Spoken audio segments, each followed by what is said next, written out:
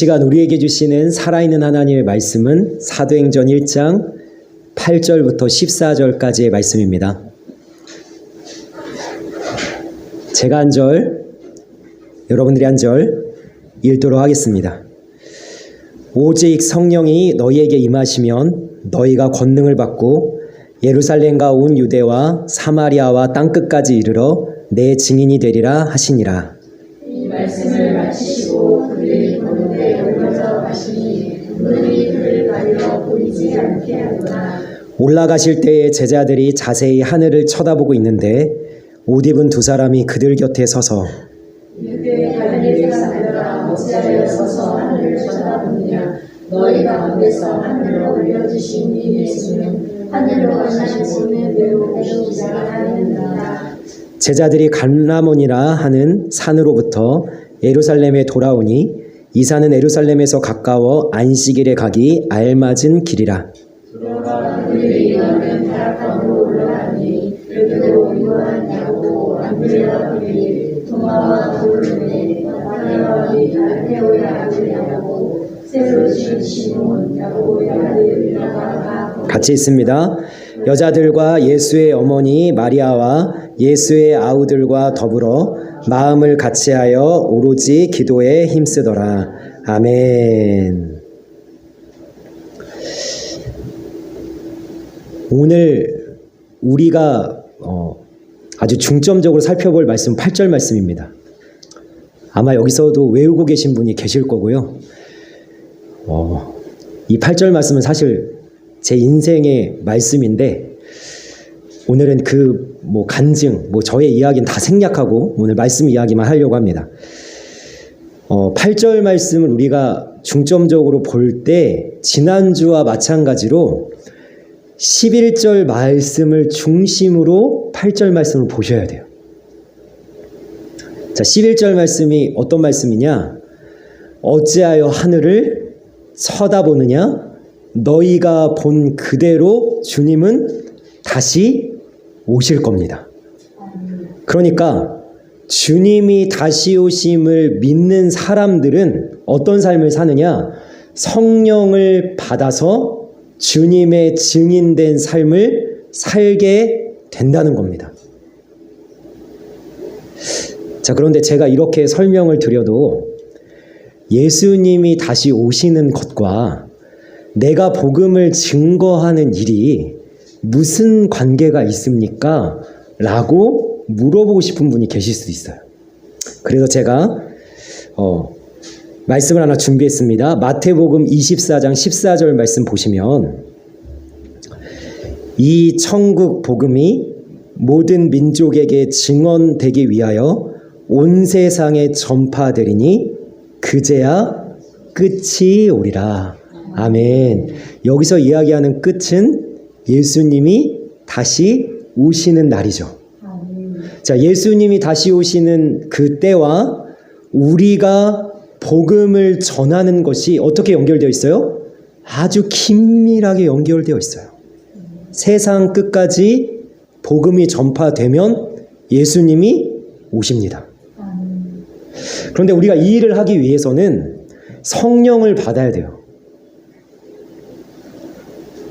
자, 그래서 우리가 성령에 대해서 여러 가지 이야기를 할 수 있겠지만 성령님이 우리에게 오시면 되어지는 일이 무엇일까를 한번 생각을 해봤으면 좋겠는데요. 성령님께서 우리에게 오시면요, 무슨 일이 일어나냐? 내 꿈이 죽어집니다. 내가 계획하고 내가 뜻하고 내가 소망하고 내가 바라는 것보다 더 큰 꿈과 소망과 하나님의 소원이 내 마음속에 새겨지는 일이 벌어져요. 저희가 지난주에 살펴봤죠. 사도들조차도 뭐에 관심이 없어요? 하나님 나라 일에 관심이 없어요. 이들의 관심도 눈에 보이는 것, 땅에 있는 것에 관심이 있었다니까요. 그런데 성령이 임하면서 아주 강권적으로 어떤 일이 일어나냐? 이 사도들이 바라던 땅의 일이 아니라 정말로 성령 하나님께서 바라시는 소망과 꿈을 위해서 이들이 어떤 삶을 살아갑니까? 주님의 증인된 복음을 전파하는 삶을 살아가게 된다는 거예요. 제가 고등학교 3학년 때, 자, 고3에 여러분 책상 앞에 어떤 글귀가 붙어 있죠? 이 대학 아니면 죽음을 달라, 막 이런 거 붙어 있잖아요. 저도 꼭 가고 싶은 대학은 있었습니다. 네. 있었는데 그 대학은 마음판에 새겨놓고 제가 고3인데 책상 앞에 말씀 하나를 붙여놨어요. 그게 뭐냐면 지금도 제 가슴을 너무나도 울리는 에스겔 22장 30절 말씀입니다. 얼마나 많이 울었는지 몰라요. 고3 때도 울고 지금까지도 많이 우는 말씀인데 하나님이 이걸 설명하는 거예요. 에스겔 선지자에게. 에스겔아, 유다가 왜 멸망했는지 아니? 그들이 왜 바벨론의 포로로 끌려갔는지 아니? 그들이 죄를 지었기 때문에 그것도 맞지만, 그들이 나를 거역했기 때문에 그것도 맞지만 한 사람이 없어서 망했어. 한 사람. 어떤 사람이요? 이 땅을 위하여 이 성을 막아서서 나로 멸하지 못하게 할 한 사람. 아니, 고3이 공부를 해야 되는데 자꾸 이 말씀에 마음이 울려가지고 제가 그때 하나님한테 기도를 한 거예요. 하나님, 내가 그 한 사람이 되고 싶습니다. 하나님, 제가 그 한 사람 될게요. 그러니까 대학도 중요했는데 저에게 그거보다 더 중요한 게 있었던 거예요. 더 중요한 거. 하나님 앞에서 내가 어떻게 살 건가? 어떤 꿈을 가지고 살 건가? 어떤 목표와 표대를 가지고 살 건가? 그래서 이 말씀을 붙여놓고 밑에다가 두 가지를 제가 써놓은 거예요. 목표를. 어떤 목표요? 한 영혼이라도 구원했으면 좋겠다. 또 하나, 나로 인하여서 주님이 다시 오실 날이 1초라도 앞당겨졌으면 좋겠다. 그래서 제가 기도하느라고 공부를 못했는지 아니면 이 꿈을 너무 꺼가지고 공부를 못했는지 하여튼 그 대학은 떨어졌어요. 못 갔습니다. 제가 무슨 이야기를 하려고 하냐면 내 꿈은 이루어지지 않을 수 있다니까요. 그런다고 망하지 않는 거예요. 제가 그 대학을 못 가는 순간 제가 무슨 생각을 했냐면 난 하늘이 무너지는 줄 알았어요. 나는 이제 끝난 줄 알았어요. 나는 이제 인생을 살 가치가 없다, 막 이런 생각이 들었단 말이에요. 근데 내 꿈은 못 이루어졌지만 하나님의 꿈은 제 안에, 제 삶에 그대로 남아서 제가 이 말씀의 삶을 지금도 살고 있습니다. 지금도 제가 뭐 하고 있어요? 한 영혼 구원하려고 하고 있고 주님 오실 날 1초라도 앞당기려고 하고 있고 이 성을 막아서는 한 사람이 되려고 지금도 살아가고 있는 거예요. 그러니까 성령님께서 오셔서 하는 일은요, 내가 바라는 것보다 더 간절한 하나님의 소망을 품게 만들고, 나의 꿈은 사그라들지만 영원히 시들지 않는 하나님의 소망을 가지고 살아가도록 우리를 이끄시는 줄 믿습니다. 그래서 오늘 8절 말씀의 결론의 말씀이 굉장히 중요한데요. 자, 이렇게 말씀하세요. 너희가 내 증인이 되라. 아니죠? 이렇게 해라. 아닙니다. 자, 여기에는 철저하게 뭐라고 쓰여져 있어요? 수동태로 쓰여져 있습니다. 성령이 임하면 내가 원하든 원하지 않든, 내가 그걸 바라든 바라지 않든, 내가 그것에 대해서 전혀 생각해봤든 생각해보지 않았든 성령님께서 강권적으로 나를 주장하사 어떤 삶을 살게 하시는 거예요? 증인이 되게 만드시고 증인의 삶을 살게 만드신다는 거예요. 저는 오늘 예배하는 우리 성도님들에게 물어보고 싶습니다. 무엇을 바라보고 무엇을 주목하며 무엇에 집중해서 무엇을 목표로 들고 살고 계세요? 제가 오늘 잠언을 읽을 차례여서 잠언을 쭉 읽는데요. 오늘 제 마음에 와닿는 하나의 말씀이 있었어요. 어떤 말씀이었냐? 프로젝트로 준비되진 않았습니다. 어떤 말씀이었냐? 사람의 눈엔 만족함이 없대요.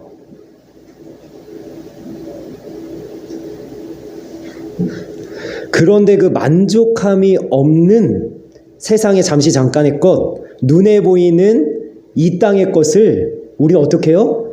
자꾸만 그걸로 채우는 거예요. 자꾸만 그걸로.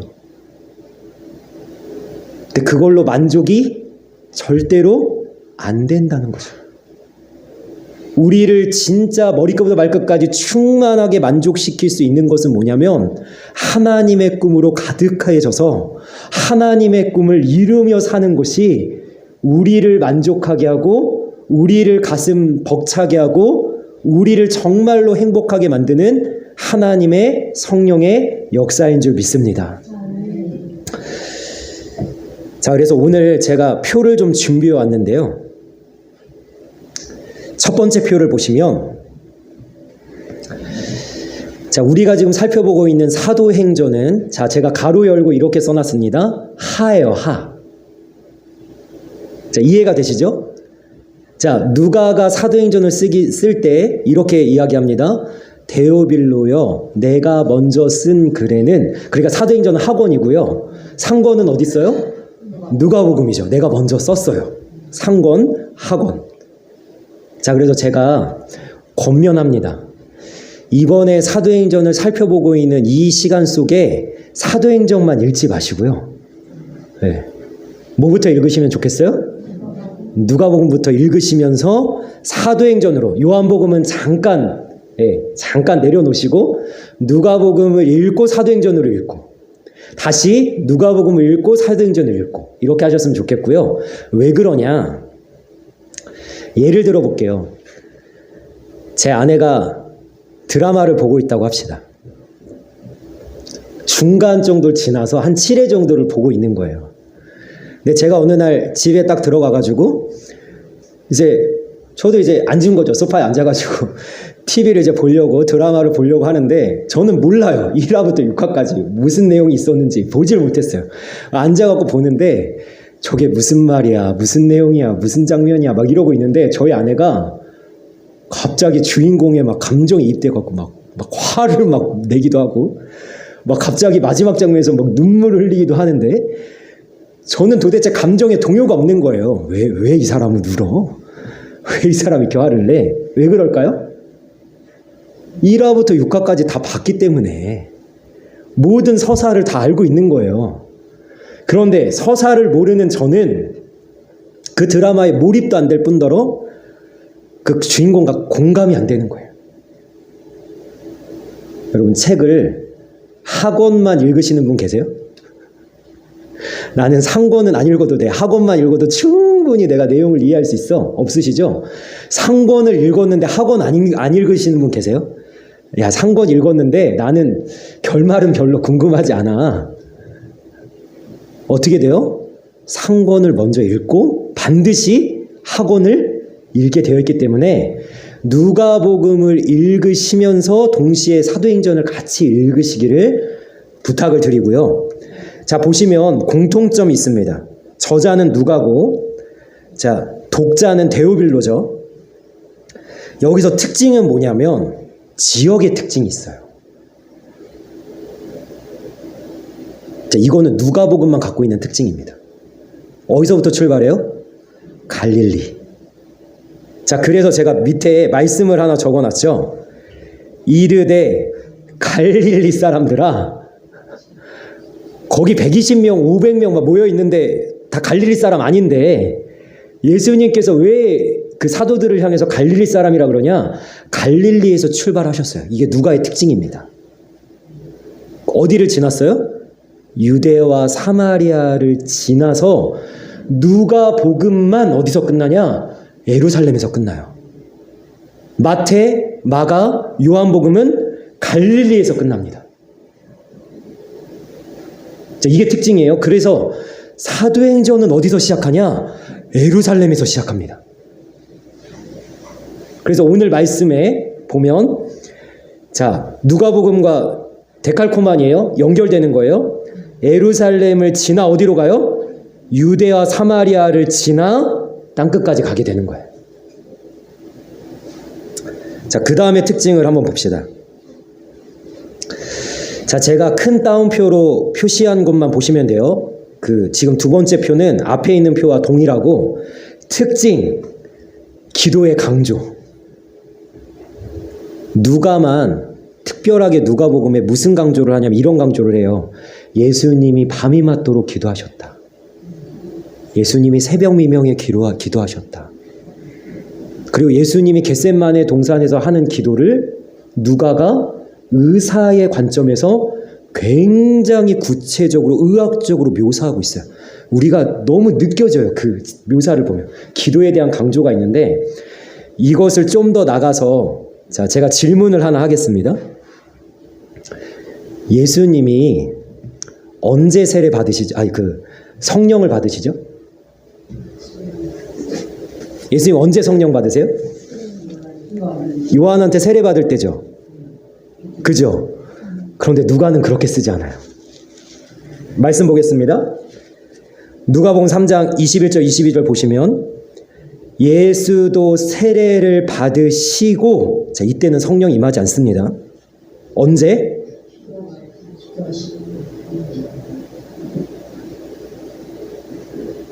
저는 오늘 성령에 대한 말씀을 나누면서, 그리고 성령에 대한 찬양을 우리가 했잖아요. 우리 성도님들 모두가 성령에 대한 갈급함과 그러한 소망과 그런 간절함이 있었으면 좋겠어요. 근데 언제 성령이 임하냐? 기도할 때 임하는 거예요. 그래서 제가 오늘 본문을 14절까지 끌고 온 겁니다. 자, 예수님께서 승계하시고 하늘로 올라가시고 14절에 사도들과 예수님의 어머니, 예수님의 동생들까지 많은 사람들이 모여서 뭐 하냐면 오로지 기도에 힘쓰는 거예요. 예수님 언제 성령 받으셨어요? 기도하실 때 성령 받으셨고, 성령의 역사로 사역을 감당하셨고, 사도들도 언제 성령을 받냐? 기도할 때 성령을 받고 성령의 역사를 사도행전 가운데 이루어가는 겁니다. 근데 제가 이렇게 기도하셔야 된다고 이렇게 이야기를 하면 기도에 대한 상당한 부담을 가지시는 분이 계세요. 기도를 어떻게 해야 되는지 잘 모르겠다. 기도가 잘 되지 않는다. 이런 이야기를 하시는 분들이 계시는데, 자, 제가 기도하는 거 아주 간단하게 설명해 드릴게요. 넘어진 킥보드처럼 하시면 됩니다. 제가 금요일에 교회까지 걸어오는 길에 킥보드가 넘어져 있었어요. 그런데 이 넘어진 킥보드가 얼마나 재미냐면요. 서 있을 때는 그 길가가 안 보여요. 언제 보이냐? 넘어졌을 때 보여요. 처음 본 거예요. 저거를 제가. 뭐라고 써있냐면 이렇게 써있는 거예요. 넘어졌어요. 도와주세요. 자, 기도는 간단합니다. 내가 넘어지죠? 하나님한테 저 넘어졌어요. 저 마음이 힘들어요. 저 눈물 나는 일이 있어요. 저 이번 주에 너무 어려웠어요. 한 주를 살아가는 게 왜 이렇게 쉽지 않을까요? 라고 하는 순간에 하나님한테 그대로 이야기하는 거예요. 저 넘어졌어요. 자, 넘어졌어요를 지나 뭐까지 나가는 거예요? 하나님 도와주세요. 하나님 도와주세요. 저 좀 일으켜 세워주세요. 저한테 감당할 수 있는 힘을 주세요. 저로 이것을 이겨낼 수 있도록 주님 함께 해주세요. 근데 어떤 사람들이 기도하지 않는 줄 아세요? 넘어졌는데 넘어진 줄 모르는 사람. 자기가 넘어진 줄도 몰라. 하나님이랑 멀어지고 있는데 자기가 지금 이 믿음의 싸움을 싸우는 게 힘겨운데 넘어진 줄 모르는 사람 기도하지 않습니다. 또 어떤 사람이 기도하지 않냐면요. 넘어졌는데 혼자 일어날 수 있다고 믿는 사람. 하나님 필요 없어. 하나님 안 도와주셔야 돼요. 한두 번 넘어졌나요? 제가 한두 번 일어나나요? 하나님 도와주지 않으셔도 저 혼자 충분히 일어날 수 있어요. 이 사람은 기도하지 않습니다. 근데 누가 기도할까요? 자기의 넘어짐을 절실하게 깨달은 사람 있죠. 감당이 안 되고 정말 이것을 헤쳐나갈 방법이 없을 때 이 기도예요. 넘어졌어요. 하나님 들으신다니까요. 너 넘어졌구나. 많이 힘들겠구나. 많이 괴롭지. 그리고 한마디를 더 하는 거예요. 도와주세요. 하나님 이미 기다리고 있다니까요. 그래, 내가 도와줄게.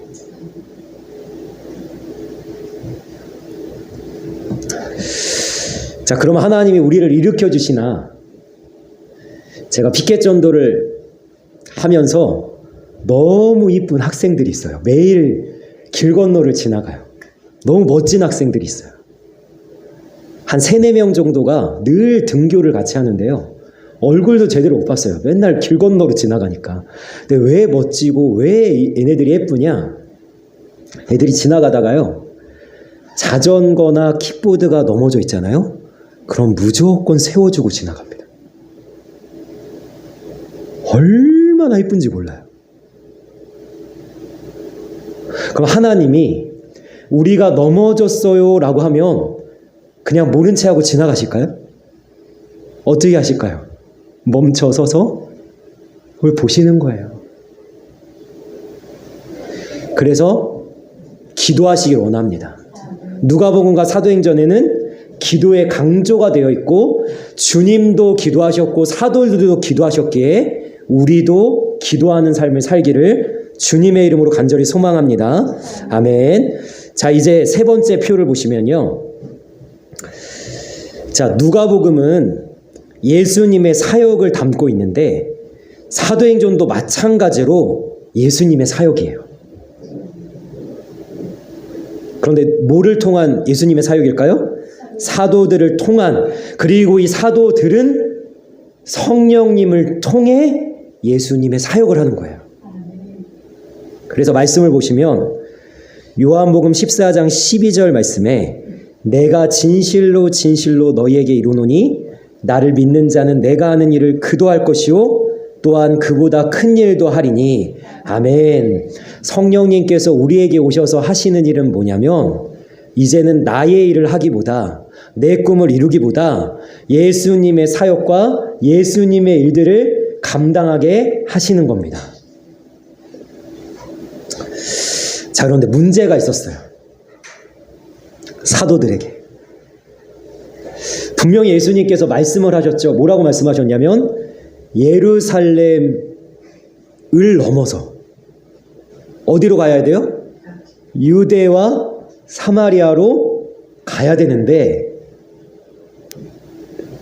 이 사도들이 예루살렘에서 오순절에 성령을 받고 교회가 세워지는데 안 가요. 예루살렘 바깥으로 안 가요. 그리고 어디에 머물러 있냐? 이곳이 좋사오니 예루살렘에만 머무는 거예요. 만약에 사도들이 예수님이 선교하라고 하셨어. 예루살렘을 지나 유대와 사마리아로 가라고 하셨어. 우리 이제 선교하자라고 해서 선교팀을 꾸리고 선교사들을 파송해서 땅끝까지 이르는 일을 자발적으로 했다면 너무나 좋은데 이걸 안 하는 거예요. 자발적으로. 주님이 말씀하셨는데도. 그래서 주님이 어떻게 하시냐? 고난을 주십니다. 너희들이 흩어지라 그랬는데, 퍼져 나가라 그랬는데, 나가서 복음 전하라고 했는데 너희들이 예루살렘만 머물고 있어? 너희들 나가야 돼 라고 하면서 고난을 주시는 거예요. 그래서 사도행전 8장 보시면요, 자 1절 먼저 보시면 사울은 그가 죽임당함을 마땅히 여기더라. 아멘. 여러분, 여기서 사울은 사도 바울입니다. 사도 바울이 예수님을 만나기 전에, 회심하기 전에 스데반 집사님이 돌에 맞아 죽을 때 그 옷을 지키고 있었고, 그 다음에 예수 믿는, 사도 바울의 표현이에요. 예수 믿는 것들은 다 잡아야 돼, 죽여야 돼 라는 자기 딴에는 거룩한 분노가 있었어요. 마땅히 여기고 있었다니까요. 그래서 예루살렘에 고난과 핍박과 박해가 찾아와서 어떻게 됐어요? 그날에 예루살렘에 있는 교회에 큰 박해가 있어 사도 외에는 다 유대와 사마리아 모든 땅으로 흩어지니라. 자, 이제 나가는 거예요. 예루살렘 바깥으로. 유대 사마리아로 이제 나가는 거예요. 그 흩어진 사람들이 두루 다니며 복음의 말씀을 전할세. 빌립이 사마리아 성에 내려가 그리스도를 백성에게 전파하니 무리가 빌립의 말도 듣고 행하는 표적도 보고 한 마음으로 그가 하는 말을 따르더라. 아멘. 우리의 마음에 들진 않겠지만, 우리의 뜻한 바는 아니겠지만, 예수님은 때로는 고난을 통해 일하십니다. 만약에 이번 한 주간 내가 좀 고난스러웠다, 내가 좀 힘들었다, 내가 좀 이 한 주가 쉽지 않았다라고 하신다면, 여러분, 주님이 우리에게 주시는 고난을 통해 지금 어떤 작업을 하고 계시냐면 나를 확장시키고 계신 거예요. 사도들이 확장되죠. 예루살렘에만 머물렀던 사도들이 고난을 통해 어떻게 돼요? 유대와 사마리아로 확장되기 시작하는 거예요. 그러니까 주님께서 우리에게 고난을 통해 하시는 일은 뭐냐면 나를 확장시키는 거예요. 나의 지경을 넓혀주시는 거예요. 그런데 이 지경이 넓혀지고 내가 확장되는 이 일을 위해서 먼저 되어지는 일은 뭐냐면 내가 죽어지는 일이라는 거예요. 내가 포기되어지고 내가 내려놓아지고 내 생각을 주님 앞에서 버릴 때, 그때 비로소 내가 걸어가지 못했던 걸음, 내가 나아가지 못했던 믿음의 전진을 해나갈 수 있게 되는 거예요. 그래서 고난은요, 나를 단련시키는 주님의 방법이에요. 나를 주님과 깊어지게 만들고 하나님을 깊이 있게 만나게 만들고 그 다음에 나를 성장하게 만들고 나를 하나님 앞에서 정말로 쓰임받게 합당한 그릇으로 빚어져 가는 것이 바로 고난을 통해서 우리에게 하시는 일이라는 거예요. 그래서 고난은요, 믿음의 사람들에게는 재앙이 아니라 결국에는 축복이 되는 줄 믿습니다. 다 고난이 있으셨죠? 그리고 우리가 살아가는 날 동안 고난은 계속해서 찾아올 거예요. 그때마다 우리가 어떻게 하면 될까요? 넘어졌어요? 도와주세요. 그거 하시면 주님이 나를 만지실 거예요. 자, 그리고 이제 사도들이 고난을 통해서 유대와 사마리아로 나아갈 때에 문제가 하나 또 있어요. 가면 된 거 아니에요? 이렇게 얘기하면 안 돼요. 가도 이 유대인들의 마음속에 뭐가 있었냐면 편견이 있었습니다. 어떤 편견일까요? 사마리아인들과는 상종하지도 않았어요. 사마리아인들을 개돼지 취급을 했습니다. 그런데 성령님께서 강권적으로 역사하셔서 이 사도들의 그 한계를 넘게 하시는데 어떻게 하냐? 사마리아인들에게 복음을 전하라는 거예요. 그런데 사도들은요, 사마리아인들한테 복음을 전하니 차라리 죽는 게 난 거예요. 아니, 저 썩어빠질 인간들에게 왜 복음을 전하고 구원을 받게 해야 됩니까? 구원은 유대인들의 것만 아닙니까? 그래서 이들의 마음과 이들의 심령에 한계를 넘는 일이 벌어져야 됐다는 거예요. 우리의 삶에도 나 자신을 생각해 볼 때 한계가 있죠. 내가 부족한 부분이 있고 연약한 부분이 있고 또 우리가 환경적으로 재정적으로 한계에 부딪히는 경우들이 있어요. 그런데 우리 성령님의 능력과 하나님의 도우심으로 인해서 그 한계를 넘어서는 믿음의 역사가 우리의 삶에 펼쳐지기를 원합니다. 여러분, 창세기 49장 22절에 보면요, 이건 하나님이 하신 거예요. 요셉에게. 요셉은 무성한 가지 곧 샘 곁에 무성한 가지라 그 가지가 담을 넘었도다. 아멘. 여기서 담을 넘었다는 표현이 뭐예요? 한계를 넘었다는 거예요. 근데 요셉이 어떻게 한계를 넘었을까요? 요셉이 만약에 야곱이 가장 사랑하는 11번째 아들로 그냥 그 집에 머물러 있었다면, 그에게 노예로 팔려가는 고난도, 감옥에 들어가는 고난도 없었다면 요셉은 어떤 인생을 살았을까요? 그냥 아버지 그 품 안에 안겨가지고 그냥 편애받는 그냥 그런 아들로, 그냥 버릇없는 아들로 자랐을 거예요.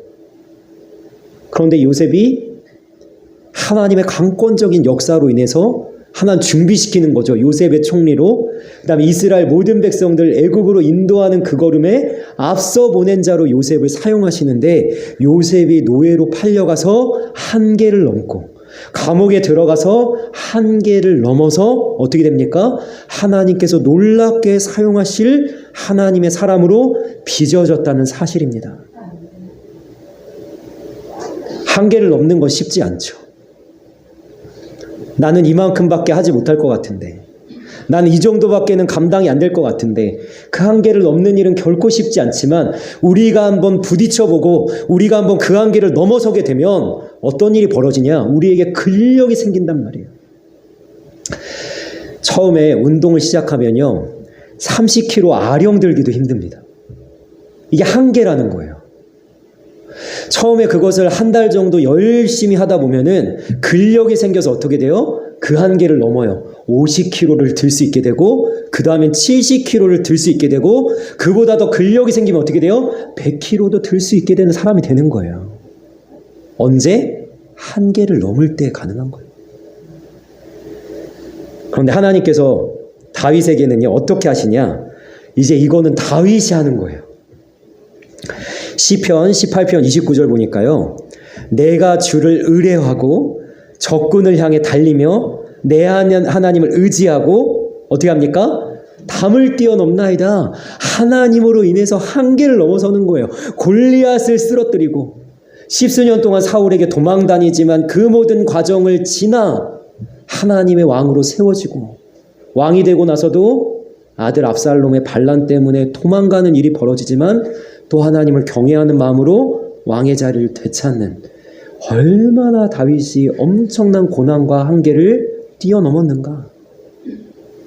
그래서 하나님께서 다윗을 귀하게, 존귀하게, 위대하게 사용하신 겁니다. 우리가 이 사도행전 1장 8절 말씀을 나누면서 고난을 지나 한계를 넘어서는 굳건한 믿음의 사람으로 세워지기를 주님의 이름으로 간절히 소망합니다. 우리가 이제 하나만 나누고 말씀을 마치려고 하는데요. 자, 이 목사님들 사이에서도, 신학자들 사이에서도 굉장한 논란이 있는 겁니다. 땅끝이 어디냐? 땅끝이 어딥니까? 시대에 따라 달라요. 이 땅끝이. 바울 시대에는 로마였고, 그죠? 자, 땅끝은 저 땅끝마을 해남이 땅끝이 아니고요. 예수님은요, 땅의 경계를 기준으로 해서 이 말씀 주신 것 같진 않아요. 어디가 땅끝이냐? 이거 뭐 하나님의 나라에 대한 이야기를 제가 좀 해야 되는데 오늘 시간 관계상 그 정도는 하지 않고요. 땅끝은 내가 있는 자리가 땅끝이에요. 내가 서 있는 자리. 거기를 하나님 안에서 복음으로 세워지게 만들고, 내가 있는 가정과 내 자녀들과 나의 교회와 나의 직장과 내가 만나는 사람들 속에서 하나님의 나라를 이루어가야 되는 것이 우리의 소명인 줄 믿습니다. 그러니까 땅끝은요, 내가 있는 지금 여기 이 자리예요. 그리고 어떤 의미에서는요, 나 자신이 땅끝이에요. 왜? 내가 안 바뀌어. 내가 성장이 안 되고, 내가 한계를 못 넘고, 내가 고난에 꼬꾸라지고, 내가 땅끝이 어떤 의미에서. 근데 땅끝까지 우리 성령님의 능력과 성령님의 권능을 힘입어서 증인이 되는 삶을 살아갈 수 있기를 주님의 이름으로 간절히 소망합니다. 그러기 위해서는 기도하셔야 돼요. 어떻게 기도한다고요? 넘어졌어요? 헬프 도와주세요. 성령님의 귀한 충만한 은혜가, 임재와 역사가 우리에게 있어서 그 성령님의 놀라운 함께 하심으로 고난을 지나고 한계를 넘어서 예수님의 증인된 삶을 살아갈 수 있는 우리 모두가 되기를 주님의 이름으로 간절히 소망합니다. 아멘. 우리 기도하겠습니다. 살아계신 하나님, 우리의 삶에 부딪히는 일이 많습니다. 주님의 말씀에 순종하기에 하나님 자꾸 넘어지고 고난에 막히며 하나님 우리도 모르게 정한 한계에 하나님 그걸 넘어서지 못해 하나님 그냥 우물한 개구리처럼 머물고만 있는 우리의 모습은 아닌지 돌아볼 수 있기를 원합니다. 우리가 이것을 돌파하며 이것을 넘어설 수 있는 단 하나의 방법은 우리 주님이 기도하신 것처럼 기도하는 것입니다. 하나님, 내가 넘어졌습니다. 도와주십시오. 이 기도의 모습을 가지고 우리가 강한 성령의 능력과 성령의 충만한 은혜로 말미암아 우리가 고난을 지나 한계를 넘어 땅끝까지 주님의 증인된 삶을 살아갈 수 있는 하나님의 사람들이 될 수 있도록 주님 인도하여 주옵소서. 이를 위해서 우리를 위로하여 주시고 우리를 격려하여 주시고 우리에게 새 힘을 더하여 주옵소서. 감사하며 예수님의 이름으로 기도합니다. 아멘.